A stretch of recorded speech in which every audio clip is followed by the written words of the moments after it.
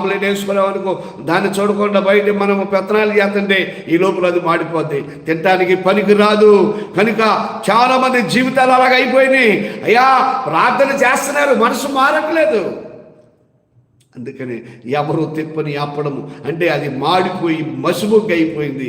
అలాంటి జీవితాలు నా కుమారుడా ఎఫ్రాయిం, పాపానికి ఆధారమైనటువంటి బలిపీఠాలు ఎన్నో ఎన్నో నీ హృదయంలో కట్టుకున్నావు. దేవా మా హృదయం శుద్ధపరచయ్యా, మా హృదయంలో ఉన్నటువంటి పనికి రాని ఆలోచనలన్నీ తీసివేయండి ఆయన. కళంకము, లోపం, పాపము అయ్యా ఇదిగో ఏమంటున్నాడు కదా, నేను నిబంధన చేస్తున్నాను, నేను కన్యక వైపు చూడనని. అలాగే ఇదిగో నాయన ఎఫ్రాయిము పాపానికి ఆధారమైన బలిపీఠాలు కట్టుకున్నాడు. తన హృదయంలో చాలా మంది హృదయ వాంఛలు, నాయన కోరికలు ఆ హృదయంలో పెట్టుకుంటారు. బాబు వాళ్ళు మార్పు చెందరు.